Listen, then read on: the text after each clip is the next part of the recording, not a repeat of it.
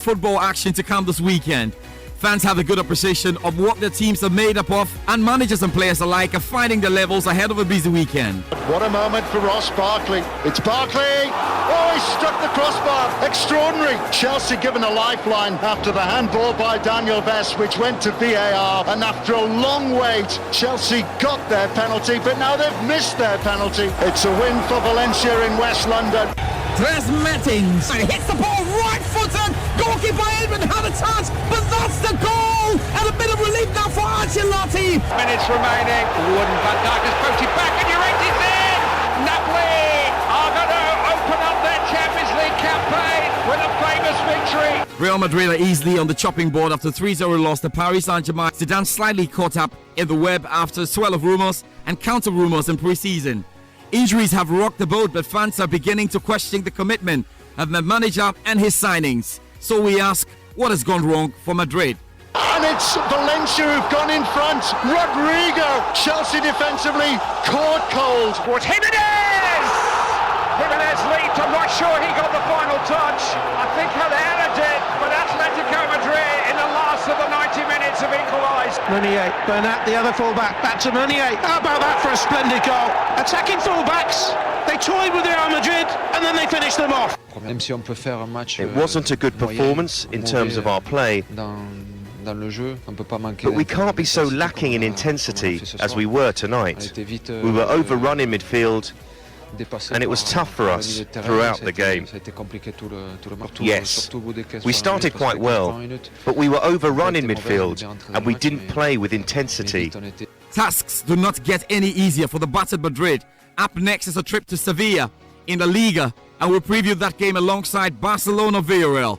Also games in the Italian Serie A, French Ligue A and the German Bundesliga. In England, the tests for Frank Lampard's experimental Chelsea go up a notch with a visit to last season's runners-up. Henderson tipped it, must be a goal! It's a goal for Liverpool, scored by Sadio Mane!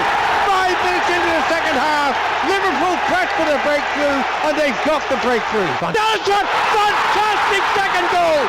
Unbelievable strike from the Egyptian! My word!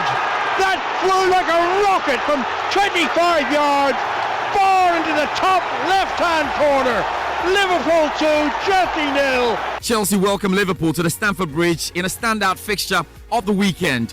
And we ask if Lampard's lavishly pegged young men can come out of this unscathed. Champions Manchester City, after the loss to Norwich, seek redemption against Watford.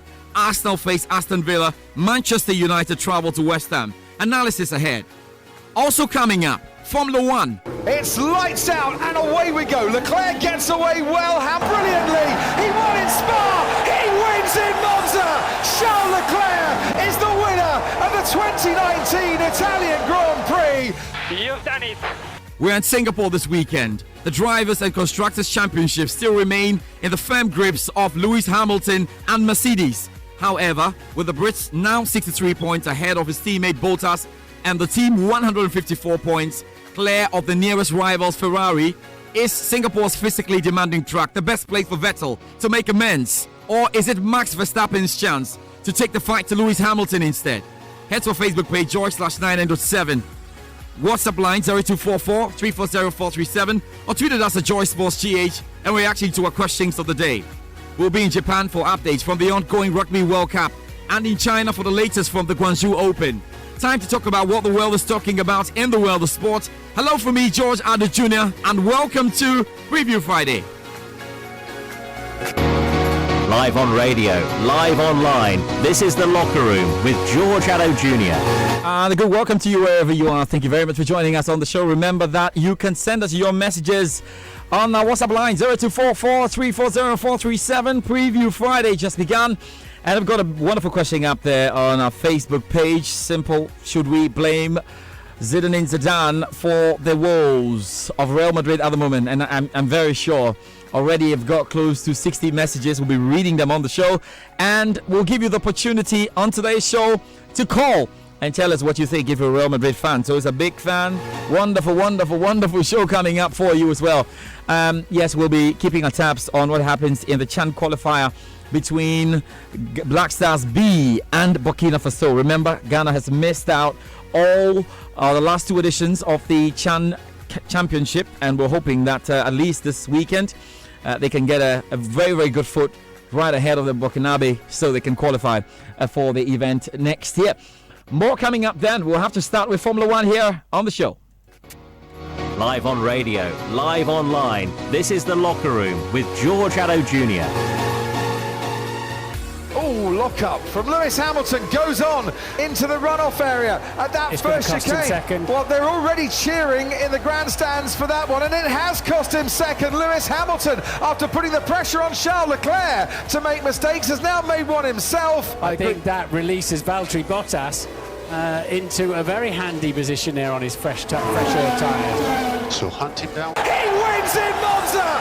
Charles Leclerc is the winner! The way that he did, he just needed a good exit out of that chicane, and then the chance. He can see the celebration starting. He's got one more corner, the famous parabolica to go. Mercedes threw everything at him today. Charles Leclerc has coped brilliantly.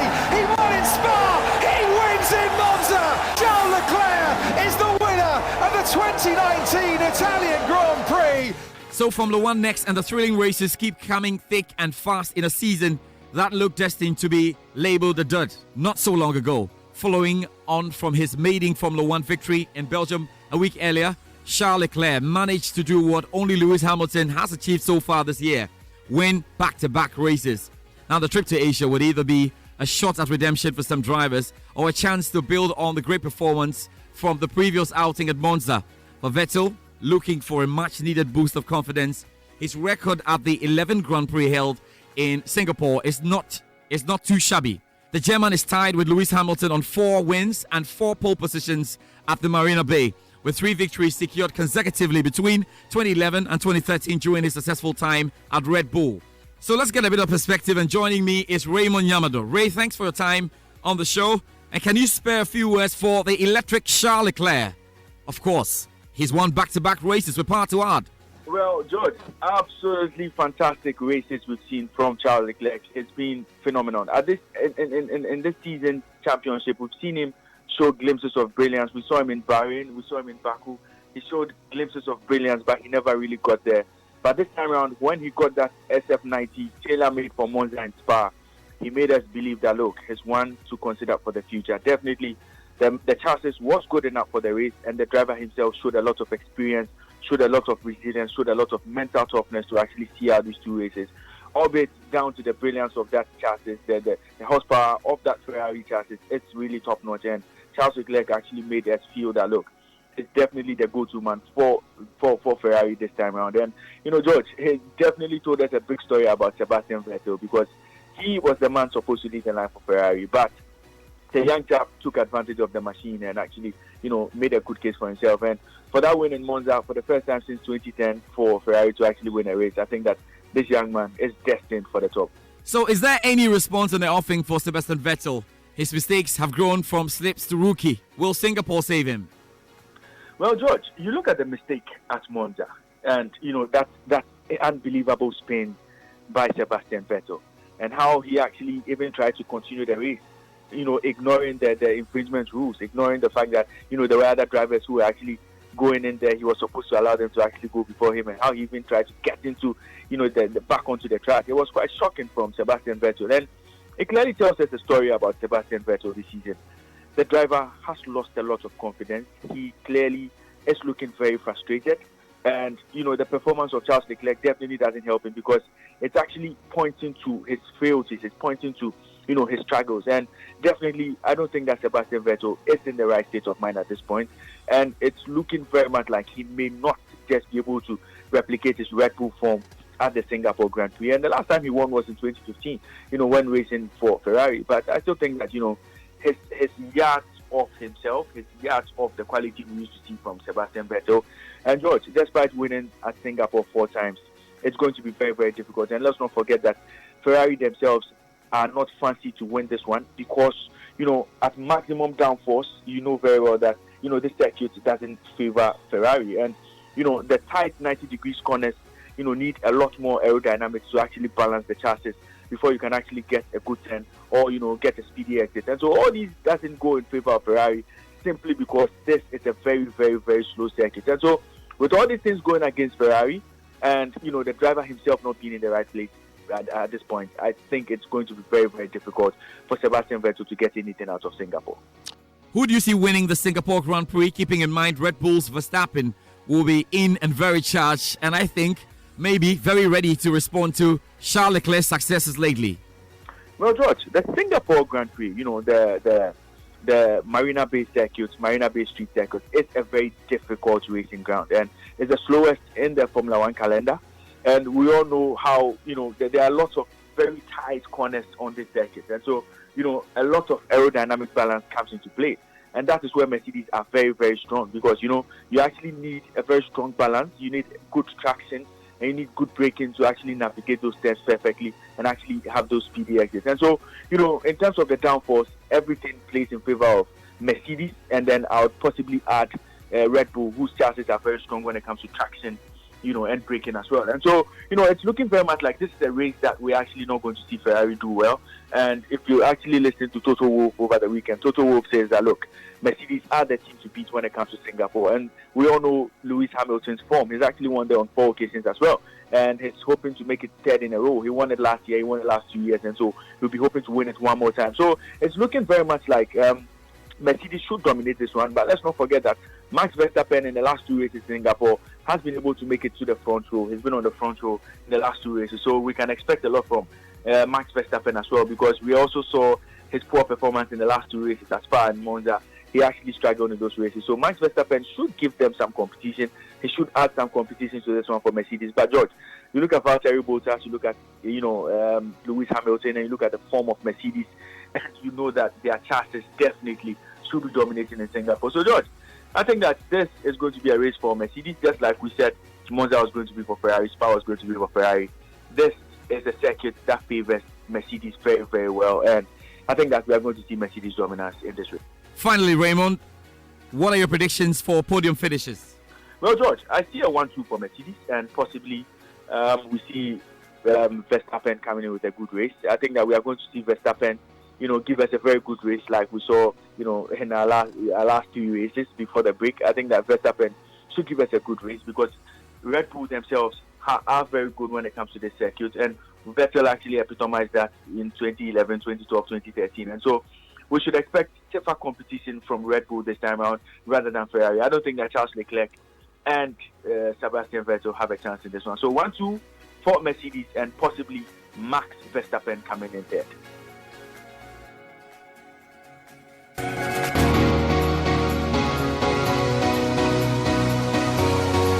Raymond Llamado with an analysis. Formula One, of course, Singapore Grand Prix. And we'll be bringing you all the updates. We'll be bringing you the stories. And of course, if you've not been watching the official show of Formula One, Viewing Ghana, or Formula One, Ghana Viewing or Viewing Ghana, yes, Formula One, Viewing GH. Look, you have to watch out. It's lights out. And we'll be bringing you the Formula One party in Ghana as they watch and give us everything in terms of the reactions as we talk about the Singapore Grand Prix. So that's all good. But of course, our question of the day, really buzzing with loads of your comments coming through. I'll be reading a bit. Let me see if I can do 1 or 2 of that. Okay, yes, let's do this.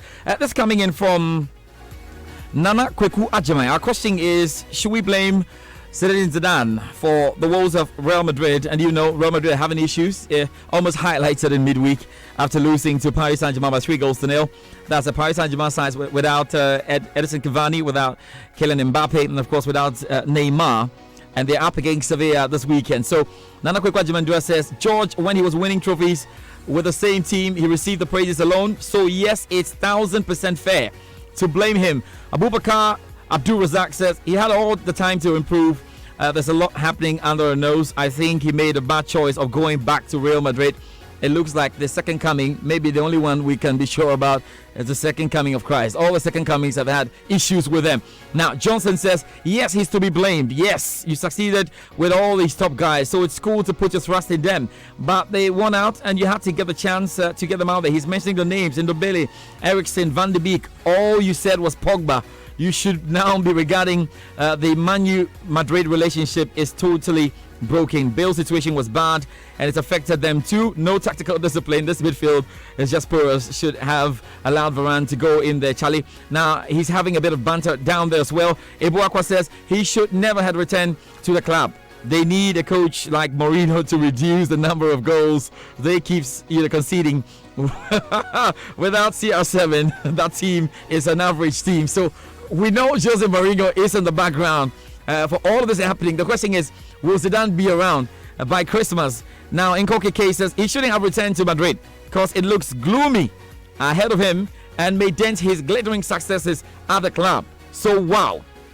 Leslie Kenny Ate says, okay, we're on. You wanted to know the time of the show, but we're on. And it's good to let us know what your comment is. Now, Mausi Kofi says, for a part of the team, really, is in total crisis, and Zidane has done nothing. He's actually been caught in the moment of time, so he's made a big mistake. Justice Ni Apoy says, why not senior? It was fair for us to credit him for winning 3 Champions League titles after Ancelotti and co left behind a solid team. We can equally blame him for what's happening at the moment. Now, Ebenezer Bekun says, George, I think the problem is the board and how they left Navas, Keylor Navas, for Courtois. That's the biggest mistake that they did 4 times, Champions League winner. And Courtois, look at the number of goals he has conceded already. It's amazing, that starts. Now, Abim Dancer says, yes, of course. Who did the preseason? Who did players recruitment? Why did he sell Keylor Navas, knowing well Courtois is useless? He should resign and go. Moses Winterman says, very fair to all who put the blame on him. Ansar Elam says, why not? He made a big mistake by coming back to coach Real Madrid. Who does that? What is this? And of course, he's yet to achieve. There's nothing he can achieve with the team. That's what we are saying. Now, Taya Karachi says that yes, if he keeps on using Hazard at the left wing, he will be a flop. Give him a free roll. Courtois should be benched. I hate nonsense. Well, Fifi Amo Wilson says the timing wasn't good for him to come back. Simply as that. Simple as that. Now, Akins Frimpong says, look at how he's even treating Mariano Diaz. Check his goal per ratio per game since returning to Real. Oh my God, lots of messages. I'll be going through all of them. Let me do David Bonya and move on. It says football followers don't learn at all. This downward slope of the graph is normal. When anything reaches its peak, it will begin to fall. You don't need to blame coaches. It happens to so many clubs, and no team is above the law of diminishing returns. Manchester United, AC Milan, Inter Milan have all seen it. Also, no coach should be boasting of fixing it soon or receive a shock sack. It's a good time now to hear from the BBC's John Bennett on the BBC Joy Sports two-way series. Quite a number of issues we touched on as we look forward to a special weekend in the English Premier League.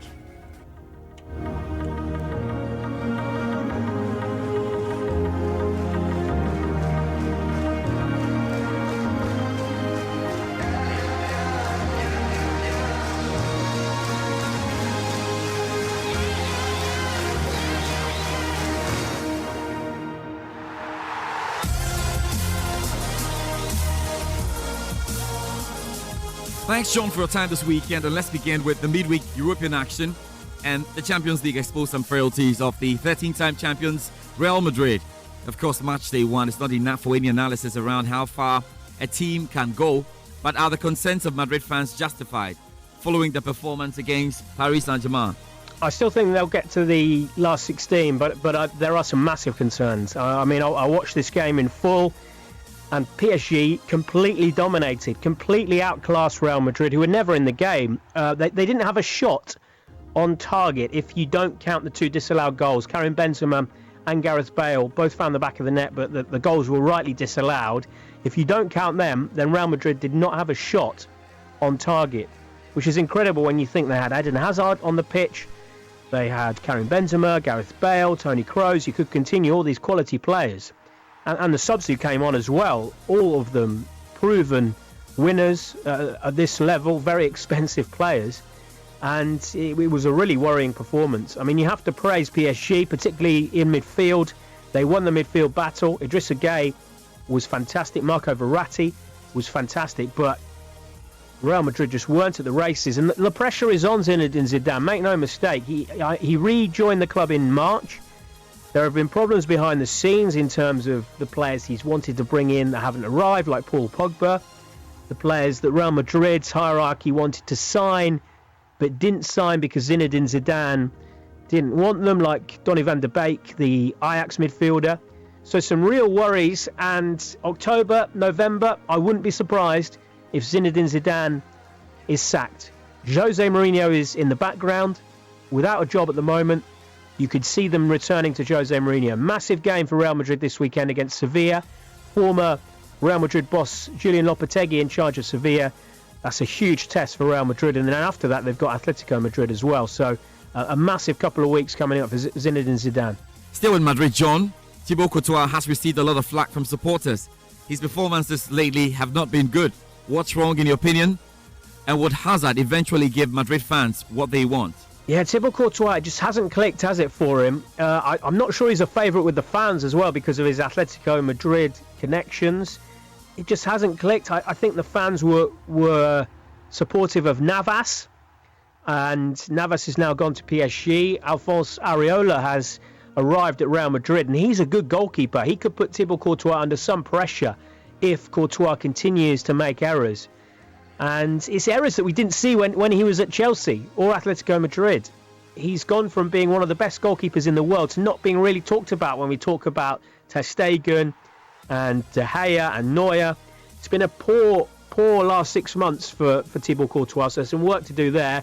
Eden Hazard, yeah, I think we will see the best of him. You have to give him time. He's played in the Premier League for 7 years. Now he's in La Liga. He had injury problems. He only made his first start against PSG. He'll have to be given time. Trouble is, Real Madrid fans, they're not patient at all. So he'll have to set the ground running, but it's very difficult in a team that's underperforming. Premier League start next, John. Chelsea boss Frank Lampard faces a stand test in the weekend's headline against Liverpool. After watching the Blues on Tuesday against Valencia, how will they fare against Klopp's troops? Well, you can assess Chelsea from the performance on Tuesday. I thought they were unlucky against Valencia. They should have got a draw from that game. Obviously, the missed penalty cost them. They could have won it as well. It was a poor goal to concede. Or you can judge them on their performance last weekend against Wolves when they were superb. Tammy Abraham was wonderful. Mason Mount as well played really well. May miss out this weekend because of injury. But I think there are many reasons to be hopeful if you're a Chelsea fan. I still think they're in a massive battle to get in the top four. Manchester United, Chelsea and Arsenal, I think, will be battling it out for that fourth spot. Tottenham as well aren't totally convincing. So I still think they're in for a long, hard season to try and get into that top four. But there are reasons to be cheerful, and really good news this week that Callum Hudson-Odoi has signed a new contract. That shows you that the young players, talented young players, have faith in Frank Lampard, that the owners at the club have faith in the project of using young players, Frank Lampard's philosophy. So there will be some bumps in the road for Chelsea, and maybe this weekend they will lose against Liverpool. I think a draw will be a good result. But longer term, I still think there are reasons to be positive. And you talk to Chelsea fans, they are loving this season. They really connect with this team. They feel the team has an identity. There's a Chelsea DNA with these players. And that's something that I think will really help the supporters to connect with the squad and Frank Lampard again. Still with Chelsea, and some fans, as crazy as it may seem, are finding it difficult to accept genuinely Lampard's comment about Ross Barkley being the main penalty taker. Well, how bizarre is it to have your number one sports kick taker on the bench more often?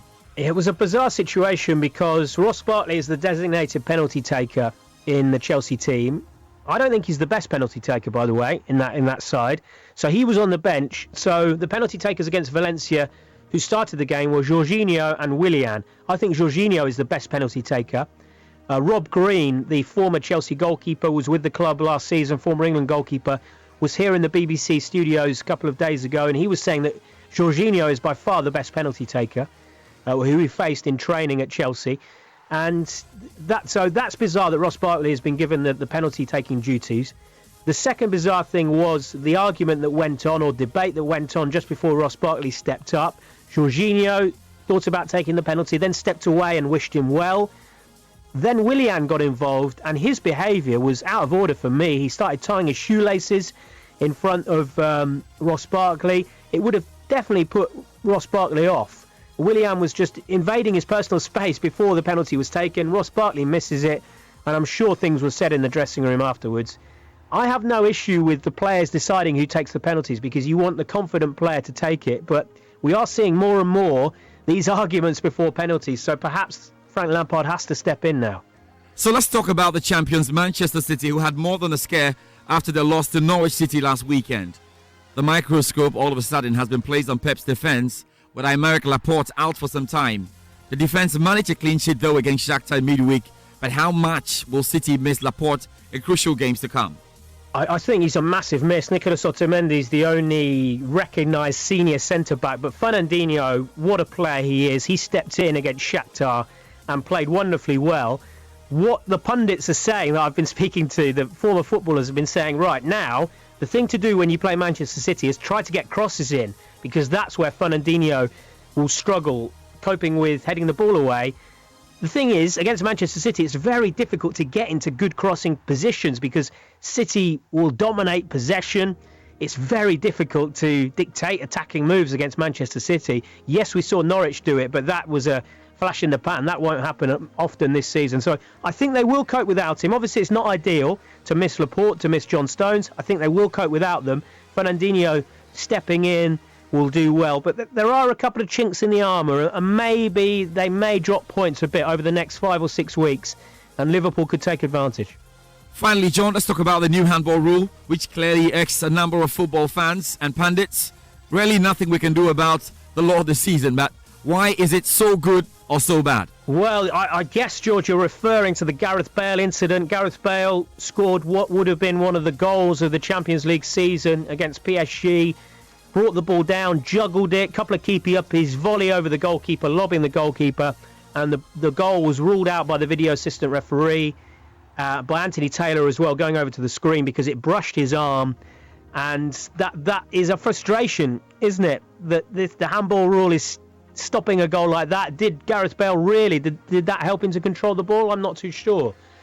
So in the other side of the pitch, we're getting more and more penalties given, aren't we, for handball in the box, and goals ruled out as well. We saw that Wolves against Leicester, a goal was ruled out. I think it was Bolly, wasn't it, who scored the goal, and it was ruled out because it brushed a player's hand just before he scored. It is frustrating. I just think we're going to have to get used to it. They won't make any changes this season, but perhaps let's see how it goes across the whole season and then potentially make changes at the end of the season. I don't think we should get too bogged down with it yet. Let's wait to see more games. Let's wait to see how things pan out for the rest of the season. Well, the BBC's John Bennett there in the Joy Sports BBC two-way series. Of course, we look forward to the other games to come. Yes, Arsenal up against Aston Villa. We know Manchester United have to play against West Ham United. And hey, there's Chelsea versus Liverpool. But let's talk about the bigger games to look forward to. We'll have a Real Madrid topic shortly. We'll have a discussion. We'll activate our phone lines. We'll give you a chance to call in. We'll read your messages that are flooding in at the moment. Real Madrid fans really have got very active this afternoon, and it's fine. Our question is it fair to blame Zidane for all the woes? And we'll be finding out from you on that. But let's check out right now the big games to come. Yes, there's Real Madrid versus Sevilla. There's Barcelona versus Villarreal. What else? Here's Joy Sports. Moses Yeboah. There's little doubt about the game in Serie A this weekend as the Milan derby rolls around. These two sides are both under new management as Inter Milan head into this one as the league leaders. But could their perfect start be dented by AC Milan, who are finally getting their act together? The pair have big ambitions this season, which will be put to the test in this game. After throwing away a 2-0 lead in midweek, Juventus returned to league action looking to put things right in their home clash with Verona, and Napoli take on Lecce. Sevilla, who are the early La Liga leaders, after winning 3 and drawing 1 of their opening 4 league games, face their first huge test of the campaign with a clash at home against Real Madrid. Los Blancos recognize this is a huge test for them, and indeed, they have lost their last 3 trips to the stadium, and it comes just 4 days after their trip to Paris Saint-Germain in the Champions League.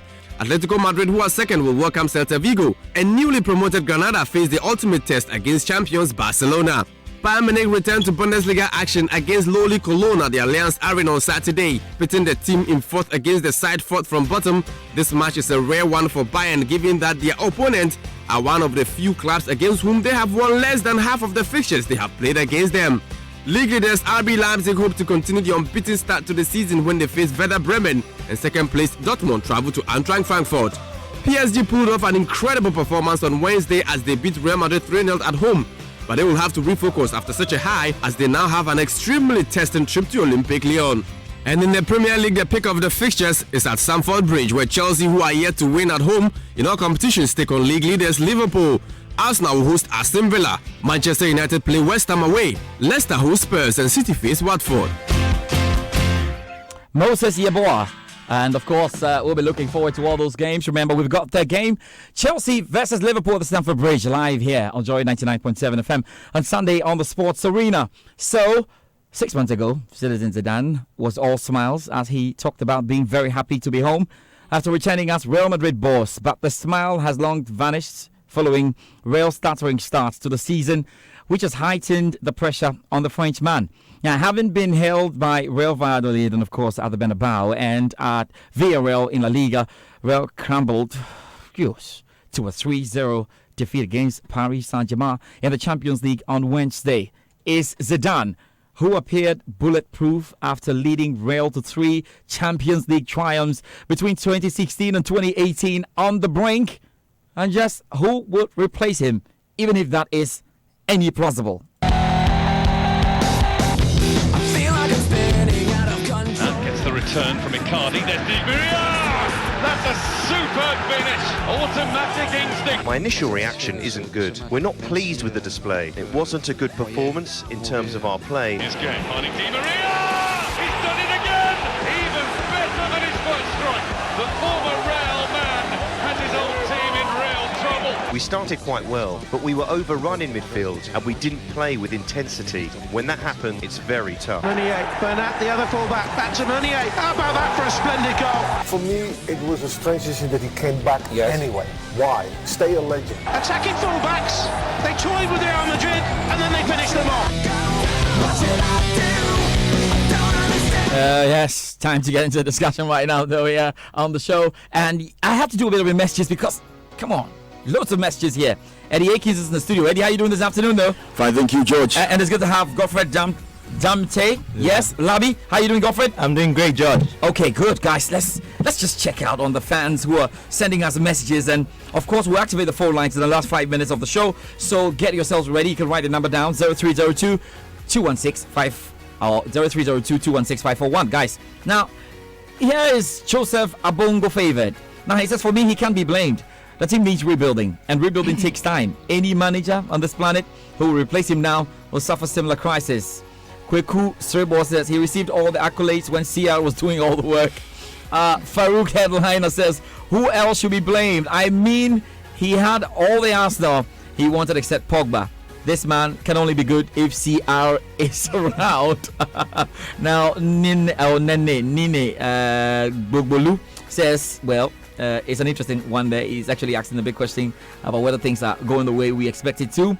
Amadu Benjamin says that not at all. This one, God and his things. So, you are blaming God for this one. It's time. Now, last Crystal Bannerman says, yes, he has to be blamed. Shadrach German Botti says, Zidane is not the problem. It started after Ronaldo's exit, and Madrid needs players like Pogba, Neymar, and one great striker who has similar quality to Ronaldo before Madrid can rise again. If not, Madrid will sink to the deepest. Moro Amoroso Salifu says, yes, cause he's tactically bankrupt. Joseph Bless says, I was against his comeback in the first place. Mohamed Nuruddin says, yes, he is the one to be blamed. Nana Kojo Santi, he shouldn't have come back at all. Kamal Baker McKenzie says, why did Navas go? Courtois is useless. Kofi King, look at how he's treating Bale. Derek Preacher is dark. Come on, forget about the guy.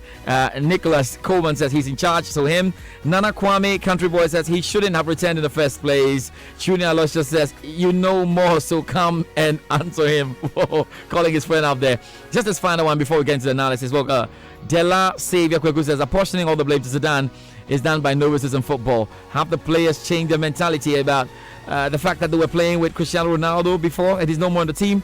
You see crosses from the wings into Real Madrid's opposition box, but no one, especially the forwards, are there to finish off those crossing or those scoring chances like Ronaldo was.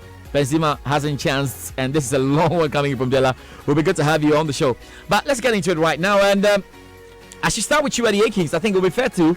Can we comfortably say then Zidane is struggling with his job at the moment? Because remember that this notion fell flat in his face when he was still winning Champions Leagues because he was struggling in La Liga. Can we now say he's got a big problem? George, I don't think that notion fell flat in its face, and it's good you brought in Zidane 1.0 and when he was struggling in the league, and when Real Madrid were conceding left, right, centre, and even had to scrape through to win the Champions League final. Yeah. It tells you that the team was in decline before Zidane exited, and so he really would be a part of the problem than a part of the solution. Now, he left a team that was not on the up. He left a team with declining players. He was supposed to mix experience and youth, but during his time in Zidane 1.0, he relied heavily on the experienced players and really left the team in a very bad state. Now, 2.0, he walks into a different type of job, which is a more transitional job to take the Madrid team a step further, to face off a generation and start a new one. How does he start it? He starts by fighting players in preseason, and by that I mean Gareth Bale openly fighting that, and that really defeats that man management tag that he had before, and it got everyone asking, is this really Zidane who managed that Madrid dressing room so well? And he looked like he was on a collision course with Gareth Bale. Now, Bale doesn't leave. The team keeps on conceding. And mind you, Madrid were conceding in preseason. They conceded 7 from Atletico. And so that problem has been there. Zidane was brought in to find solutions. Now, when he came in, he promised a personnel change and a change of system. He got some personnel in, but it baffles me why Zidane was so fixated with bringing in Pogba. So he did not have a plan B player. He did not have a plan C player. All he wanted was Pogba. Now, Pogba does not come, and it leaves Zidane's midfield very, very, very, very, very light. In that first game against Celta Vigo, where he had to fall on that midfield 3 that he used in Zidane 1.0, talking about Modric, Casemiro, Cruz, he was fine. He won that game. When Modric got injured, he had to fall on James Rodriguez and Cruz and Casemiro.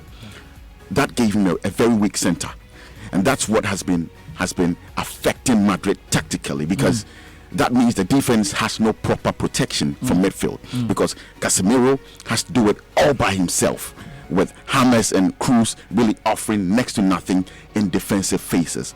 I think this has been a problem since Zidane 1.0. It's only been highlighted, and it's a matter of when than if for me.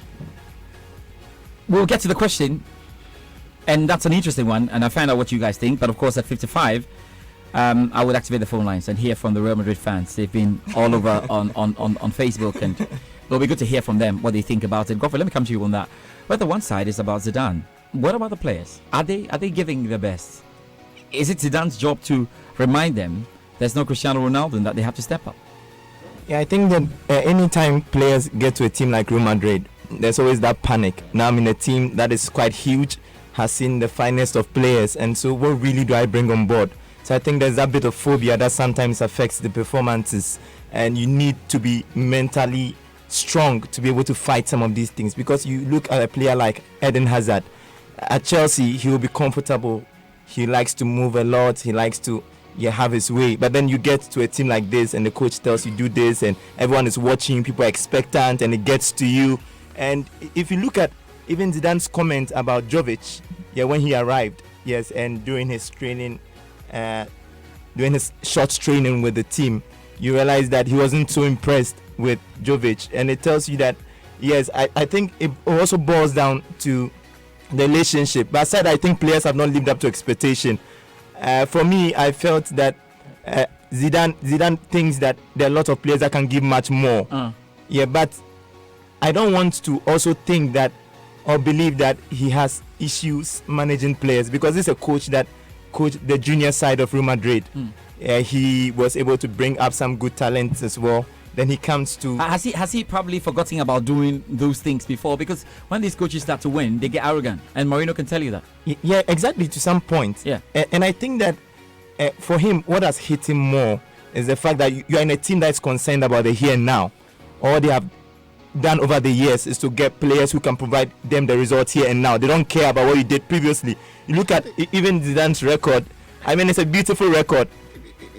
Real Madrid has scored about 428 goals under Zidane. Yeah. They've only lost, I think, about 128. Okay. No, they've conceded 128 times. Yeah. And he's only lost 27 times. Yeah, I think if I my question to you is the players are not. What? It's not Zidane's job to be in the post.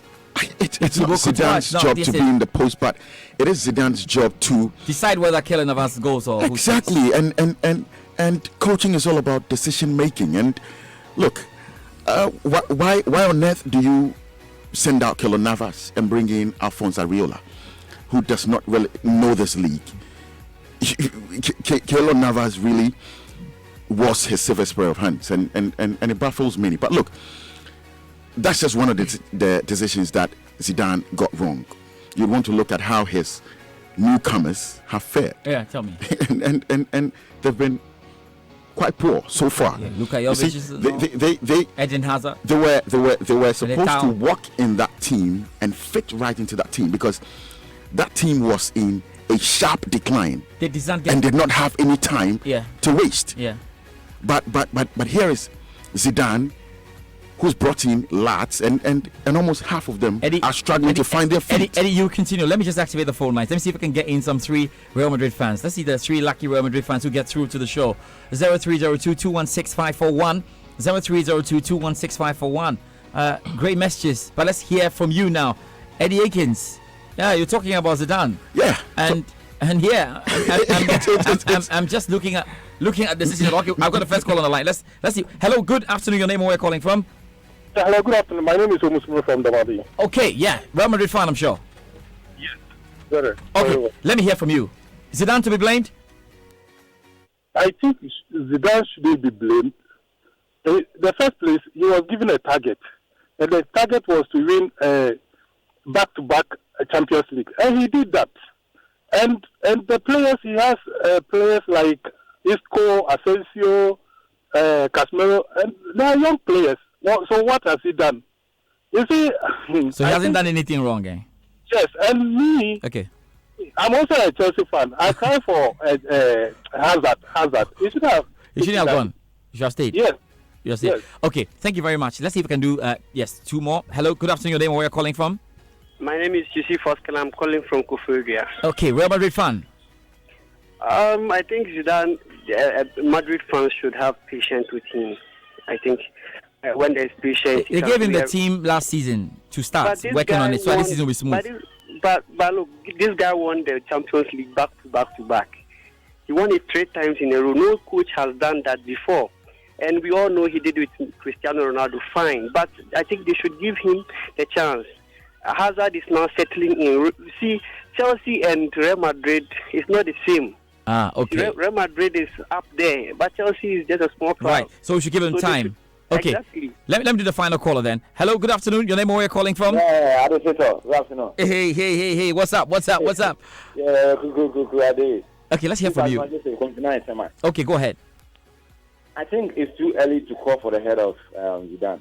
Charlie Madrid, okay. There have been some new crop of players. And we shouldn't forget that other clubs are also preparing foolishly to win a title. So we give him a little bit of time. And he should also think of Matramakwe issue. Let me try this. We should go through the real players and make sure that they play perfect position. Football. All right. Thank you very much. That's for phone calls. But guys, let's do the final question. Though, can Zidane put this right? Let me start with you, Gareth, quickly. Yeah, I think it will be difficult given his relationship strain with some of the players. You look at Bale, you look at even Jovic, who can fetch him the goals. I think that it will take some time for Zidane to be able to put things together. Like you don't expect him to put it right by Christmas. Real Madrid doesn't have that time. The players have lacked confidence, they've lacked identity, and I think that they need someone that can come to their level and fix this thing. Already, an issue with motivation because this team has won Champions League back to back to back. They need to learn new stuff. They need a certain new sense around them to be able to wake up and realize that they need to run. Can do the job. I don't think Eddie so. Akins, can Zidane do the job? Can he fix this? Look, Real Madrid is in a transitional phase. Zidane 2.0, I don't think can handle that transition. Zidane 1.0 fed off Ancelotti and Mourinho's work, but this time they have to do it all by themselves, and I don't think Zidane can do 2.0 can do it. Thank you very much, Eddie Akins, for joining me on the show as well. Godfred Damte Lavi, thank you so much, guys. And it'll be good to go through it. There's more coming up really on First Take later this evening. You really want to stick with us at 7 p.m. when we bring you that show. That's it. My name is George Addo Jr. Be good. The News at 2 comes up shortly.